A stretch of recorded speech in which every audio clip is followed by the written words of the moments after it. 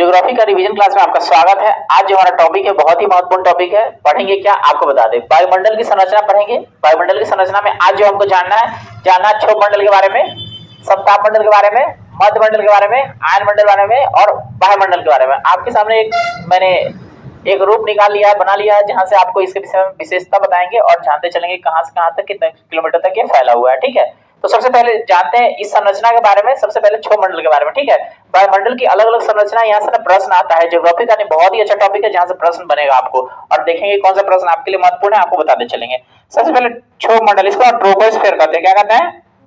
Troposphere. परीक्षा में ना आपको अंग्रेजी में लिखते हैं ट्रोपोस्फीयर, तो ये घबराने का नहीं, क्षोभमंडल को बोलते हैं ट्रोपोस्फीयर। ठीक है, कहता ये वायुमंडल का सबसे नीचे का परत है, यानी पृथ्वी के सबसे नजदीक जो परत है वो है आपका क्षोभमंडल यानी ट्रोपोस्फीयर। ठीक है, इसकी ऊंचाई सतह से 18 किलोमीटर तक है, मतलब सतह से लेकर के यहाँ से यहाँ तक 18 किलोमीटर तक, यानी कि जो क्षोभमंडल की ऊंचाई है अधिकतम कितना है? 18 किलोमीटर। ठीक है, इसके बाद ना इसकी ना गौण लेते हैं। गौण मतलब समाप्ति। ठीक है, गौण मतलब समाप्ति।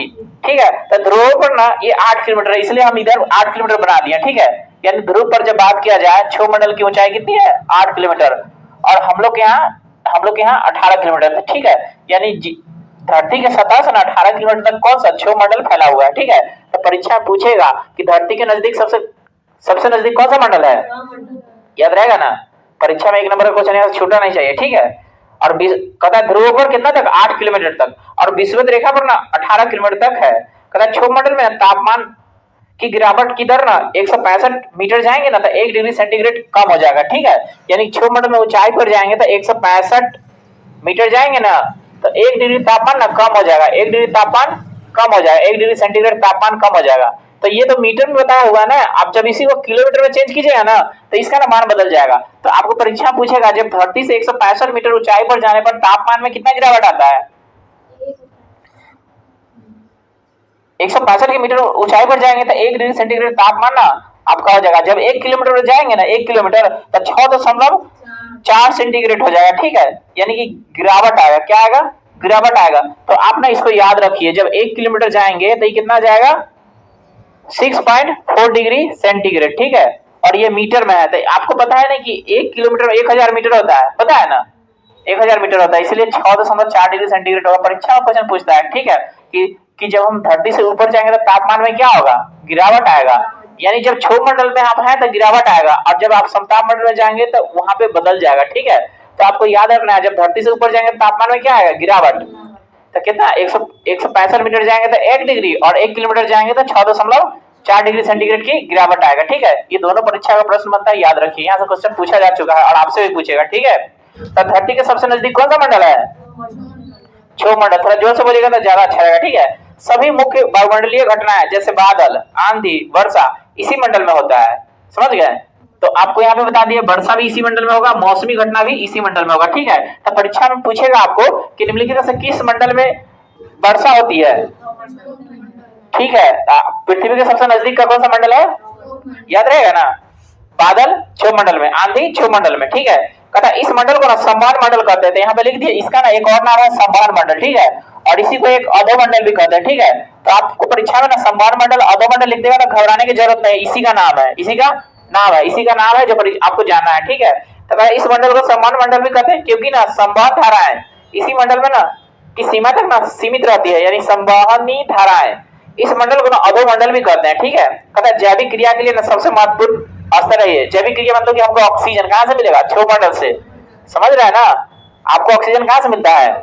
अब पेड़ पौधे को कार्बन डाइऑक्साइड क्षोभमंडल से। ठीक है, समझ रहे हैं?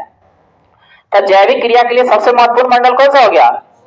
परीक्षा में संवहन मंडल था ना, अधोमंडल था, उसी का नाम है। ठीक है, समझ गए? क्षोभमंडल और समताप मंडल को ना अलग करने वाली जो सीमा है उसको क्षोभ सीमा कहते हैं, यानी कि ये समताप मंडल और ये क्षोभमंडल, इसको जो अलग करेगा ना, इसको बांटेगा, उसको कहते हैं क्षोभ सीमा। ठीक है, कहता है विषुवत वृत्त के ऊपर क्षोभ सीमा में ना हवा का तापमान 80 डिग्री सेंटीग्रेड और ध्रुव पर ना 45 डिग्री सेंटीग्रेड होता है। यहाँ तापमान स्थिर रहता है, इसी कारण इसे क्षोभ सीमा कहते हैं। क्या कहते हैं?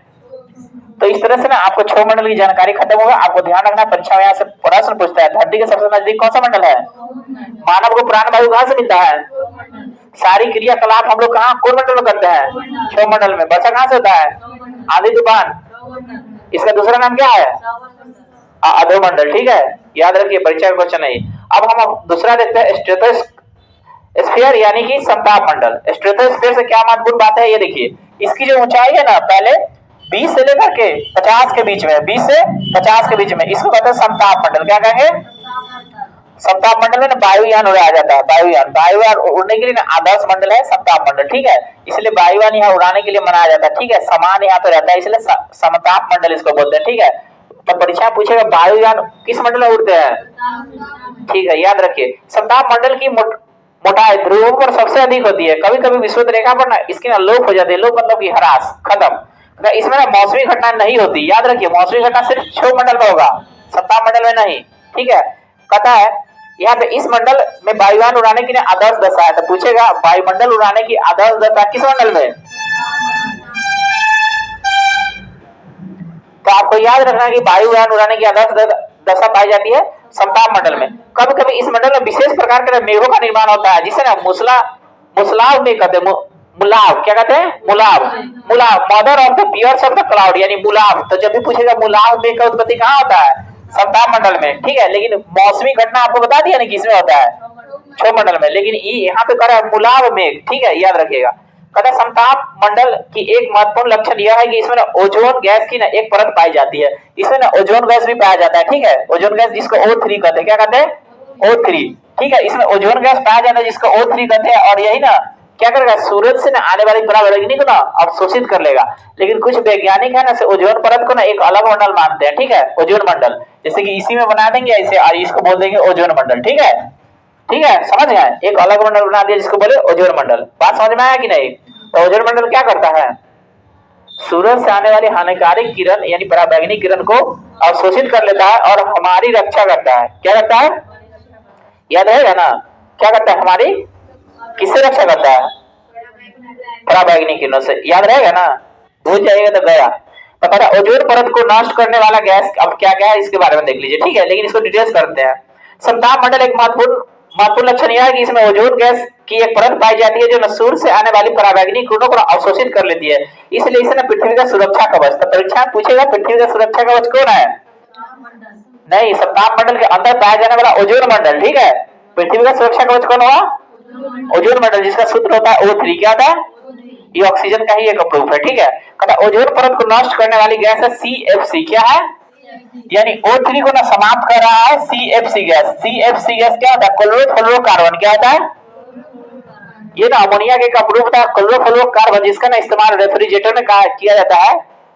ठीक है, जो बड़ा बड़े ठंडा करने वाला मशीन होता है ना यंत्र AC में, इसका इस्तेमाल किया जाता है CFC। और जब ये निकलता है तो ओजोन परत को नाश करता है यानी समाप्त करता है। ठीक है, तो इससे ना हमको बचाना चाहिए, ओजोन परत को नष्ट होने से बचाना चाहिए, क्योंकि ये पराबैंगनी से बचाता है ना। तो ओजोन परत को नष्ट करने वाला गैस है CFC क्लोरोफ्लोरोकार्बन, जो एक एयर कंडीशनर, रेफ्रिजरेटर आदि से निकलती है।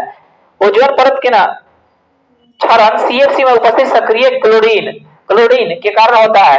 ओजोन परत की मोटाई मापने की इकाई डॉप्सन है। परीक्षा में पूछता है ओजोन परत को क्या चीज में मापेंगे? ओजोन परत की मोटाई क्या चीज में? डॉप्सन का संबंध किससे है? ओजोन की मोटाई मापने से। ठीक है, कहता कुछ विद्वान ओजोन मंडल को ना एक अलग मंडल मानते हैं। हम आपको पहले ही कह चुके हैं, इसकी ना ऊंचाई 32 से 60 किलोमीटर के मध्य मानी जाती है। 32 से 60 किलोमीटर के मध्य मानी जाती है। इस मंडल में ना ऊंचाई के साथ तापमान बढ़ता जाता है। प्रति 1 किलोमीटर की ऊंचाई पर तापमान 5 डिग्री तक वृद्धि हो जाएगा। ठीक है, यानी ओजोन मंडल में तापमान क्या होगा? बढ़ेगा। अच्छो मंडल में कम रहा था, याद है ना। अब देखिए, अब पढ़ना है आपको मध्य मंडल के बारे में। ठीक है, मध्य मंडल की ऊंचाई की बात करें ना, ये आपको 50 से ना चला जाएगा 80 तक। ठीक है, 50 से 80 तक ये हो गया मध्य मंडल आपका। ठीक है, कहता है मध्य मंडल समताप मंडल के ना ठीक ऊपर है। ठीक ऊपर है, 80 किलोमीटर की ऊंचाई तक ना फैला हुआ है। इस स्तंभ में ना भी ऊंचाई के साथ साथ ना समान तापमान में कमी होने लगता है, यानी कि फिर अब तापमान कमेगा। ठीक है, और 80 किलोमीटर की ऊंचाई पर ना पहुंचने पर तापमान 100 डिग्री तक हो जाता है। मध्य मंडल की ऊपरी परत को ना मध्य सीमा, मध्य मंडल की ऊपरी परत को, तो ये मध्य मंडल है, इसकी ऊपरी परत हो गया, इसको कहेंगे मध्य सीमा। ठीक है, अब उसके बाद जो अगला मंडल पढ़ना है आपको आयन मंडल पढ़ना है। किसको? आयन मंडल। ठीक है, अब देखिए आयन मंडल की क्या विशेषता है।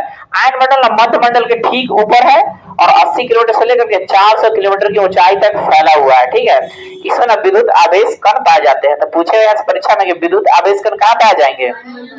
आयन मंडल में, जिन्हें ना आयन कहते हैं। ये तथा इसलिए इसे आयन मंडल भी कहा जाता है, क्योंकि आयन वहां पे पाया जाता है। ठीक है, तथा यह भाग कम वायुदाब तथा पराबैंगनी किरणों द्वारा ना आयनीकृत हो जाता है, तथा आयन मंडल में ऊंचाई बढ़ने के साथ साथ ना तापमान में भी वृद्धि शुरू हो जाती है। ठीक है, तो देखिए अभी यहाँ पे तापमान में फिर बढ़ने लगा। इस मंडल में सबसे नीचे इसे डी लेयर, इसका ना लॉन्ग रेडियो वेव्स एवं E1 E2 और F1 F2 परतों से ना शॉर्ट रेडियो वेव, यानी कि लॉन्ग रेडियो वेव आएगा E1 E2 से और F1 F2 से शॉर्ट रेडियो वेव, जैसे कि ये रेडियो बजता है आपका जानते हैं ना, सिग्नल यहीं से आता है। मोबाइल चलता है आपका, वो टावर आता है, कंप्यूटर चलाते हैं, इंटरनेट आता है, वो सब यहीं से आता है। ठीक है, कहां से? आयन मंडल से। ठीक है, कहता है यहाँ पे शॉर्ट वेव परावर्तित होता है, जिसके परिणाम स्वरूप ना पृथ्वी पर ना रेडियो, टेलीविजन, टेलीफोन एवं रडार आदि की सुविधा उपलब्ध होती है। यानी वहीं से सिग्नल आता है, कहां से? आयन मंडल से। रेडियो, टेलीविजन ये सब चलता है ना जी, इंटरनेट चलता है ना, कहां से आएगा इसका तरंग? आयन मंडल से। संचार उपग्रह इसी मंडल में अवस्थित होते हैं। तो पूछेगा आपको कि संचार उपग्रह कहां स्थापित किए जाते हैं? आयन मंडल में। ठीक है, आपका रेडियो टेलीविजन के लिए कहां से आता है सिग्नल?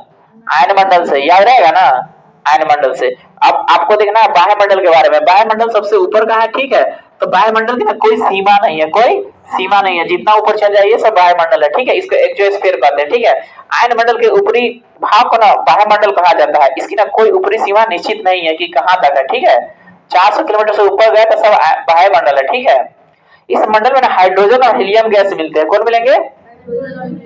भविष्य के ईंधन हाइड्रोजन है ना, याद है ना। तो इस मंडल में ना हाइड्रोजन और हीलियम गैस की प्रधानता है।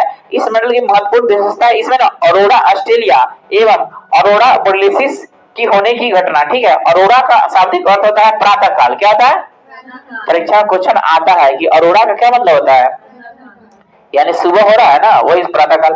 जबकि बोरियलिस तथा ऑस्ट्रेलियाई का अर्थ होता है उत्तर तथा दक्षिणी। ठीक है, बोरियलिस का मतलब उत्तर, ऑस्ट्रेलियाई का मतलब दक्षिण। इसी कारण इन्हें ना उत्तरी ध्रुवीय प्रकाश एवं दक्षिण ध्रुवीय प्रकाश कहा जाता है। ठीक है, यानी ये टर्म है, इसको समझना है आपको। ठीक है, अब आगे कहता है वास्तव में अरोरा ब्रह्मांडीय चमकते प्रकाश होते हैं। क्या होता है? अरोरा क्या होता है?